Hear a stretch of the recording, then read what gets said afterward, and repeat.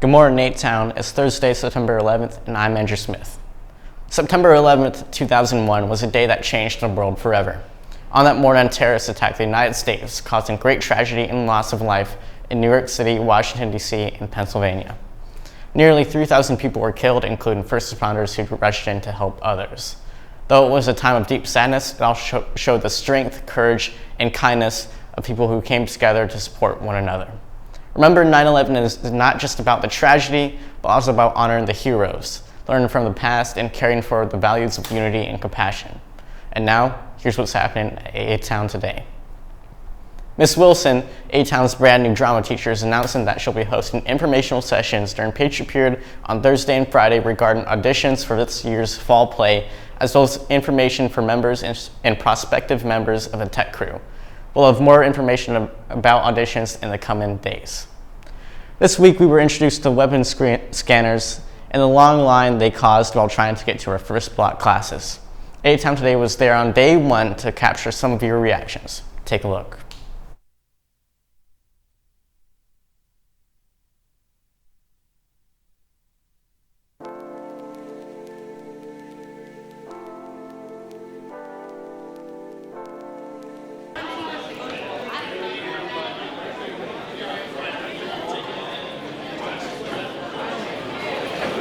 I get that it is for security and the safety of the students and the faculty,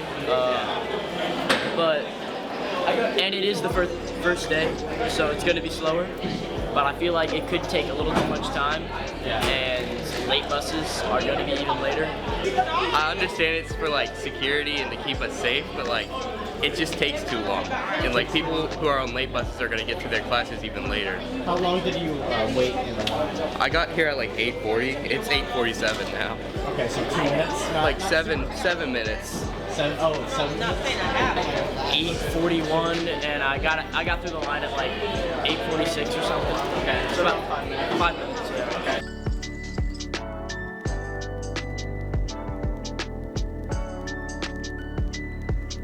When I was on school board, I remember them telling us that metal detectors in particular weren't a super effective safety measure just because there's so many doors. I think they might have used Albemarle as an example. There's like 60-something different door entrances. I feel like some people are just gonna bypass it by coming in earlier and,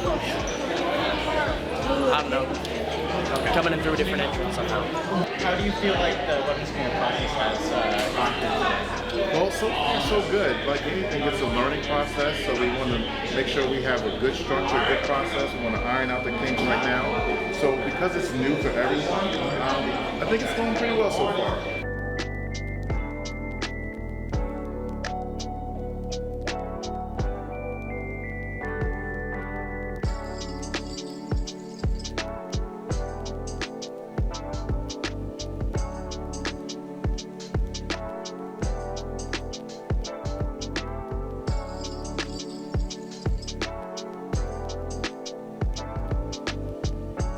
Where they do help, which is valid, is that they help with impressions and perception of safety. And so if students are feeling unsafe in school, then metal detectors help people feel safer. And so for that, there is a benefit there. That's a very nuanced discussion of what it looks like, but it helps people feel safer. The data doesn't necessarily support that it makes people safer, and that's just a balancing act. So if the school board's gone with it, I'm supportive of them having it. I'd be very curious how you guys feel and if you feel better about having them there. But that's like the kind of nuanced answer. Thank you. I feel like it's a little unnecessary, but I guess the main thing is it could be faster. What improvements do you think can be made to the system to improve efficiency? Great question. So I think the main thing is to make sure that students know 3-ring binders and computers should already be out. And if they hold it against their chest, water bottles, things like that, we can sweep through the line a little bit smoother, a little bit quicker. Every time we have to wait till someone pulls something out of their bag, that delays the line. So if we already have those things out ahead of time, we can definitely move the line quicker. And I think the other thing is just making sure we have enough staff in place to assist students as needed. Definitely. The National Arts Honor Society membership drive is on. If you are looking for like-minded creative individuals and want to share art with our community, check out the NAHS application. Reach out to Ms. McKinley or use the flyers in the art rooms to apply. Completed applications for the Science National Honor Society are due no later than this Friday, September 12th. Turn in completed applications to Ms. Brown in room 246 or Ms. Farabelle in room 243. No late applications will be accepted.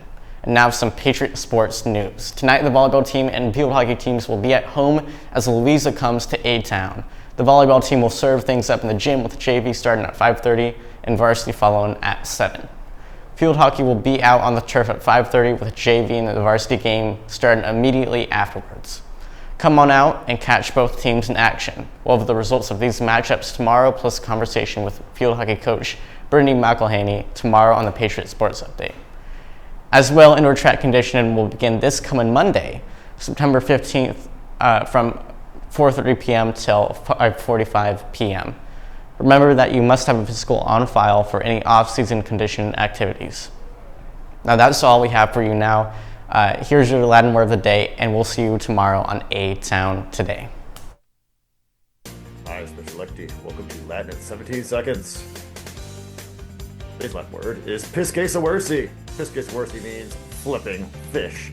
Not allowed to say about this one. Student just wanted this to be Latin word of the day. So say the phrase out loud in their honor. Piscasawersi. Piscasawersi. Piscasawersi. And don't forget, take Latin. Number 313. Go to school counselor to learn more.